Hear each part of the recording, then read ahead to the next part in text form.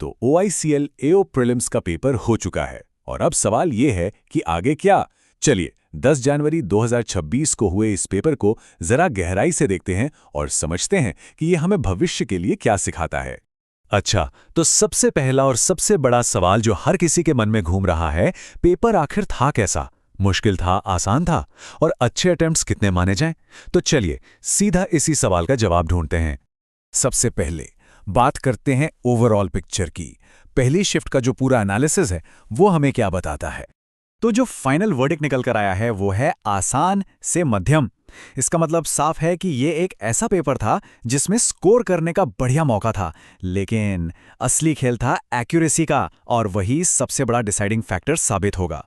और ये है वो मैजिकल नंबर 75 से 28। मतलब अगर किसी के अटेम्प्ट्स इस रेंज में हैं तो ये एक बहुत ही सॉलिड कोशिश मानी जाएगी। ये वो रेंज है जो रेस में बनाए रखने के लिए काफ़ी मजबूत है। तो अब जब हमने ओवरऑल पिक्चर देख ली है तो चलिए अब एक एक सेक्शन के अंदर चलते हैं। शुरुआत करते हैं इंग्लिश से। देखते हैं कि यहाँ पर स्कोर बना तो बना कहाँ से। इंग्लिश में स्कोर करने का राज पता है कहाँ था? कुछ गिने चुने टॉपिक्स में। जैसा कि हम देख सकते हैं, रीडिंग कॉम्प्रीहेंशन और क्लोज टेस्ट जैसे कुछ ही टॉपिक्स ने ज्यादातर सवाल कवर कर लिए थे।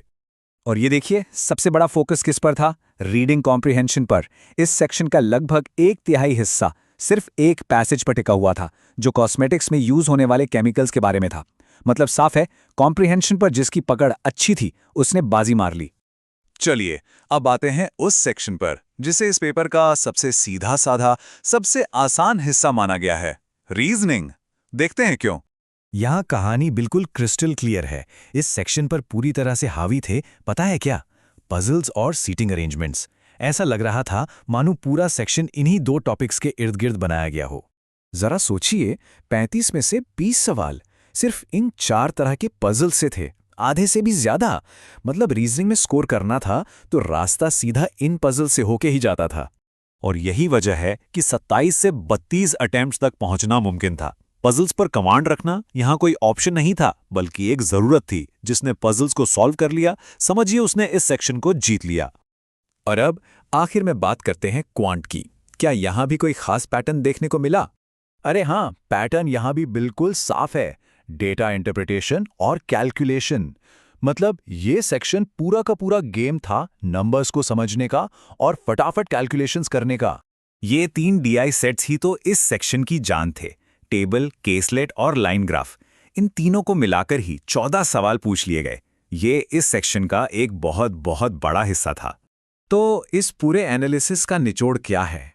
इससे क्या सीख मिलती है? अगर कोई आगे ऐसा ही पेपर देने की सोच रहा है तो यह एनालिसिस किसी ब्लूप्रिंट से कम नहीं है। तो सफलता का मंत्र क्या है? 3 बातें बिल्कुल साफ हैं। सबसे पहली और सबसे जरूरी बात, पजल्स और DI पर अपनी कमांड बनाइए। दूसरी चीज, ये जानिए कि कौन से टॉपिक्स का वेटेज ज्यादा है, उन पर फोकस करिए। और आखिर में तीसरी और सबसे अहम बात, स्पीड तो चाहिए लेकिन एक्यूरेसी के साथ। क्योंकि जब पेपर आसान से मध्यम होता है तो यही एक्यूरेसी आपको हजारों लोगों से आगे ले जाती है। तो ये था OICL AO प्रीलिम्स का पूरा पोस्टमॉर्टम।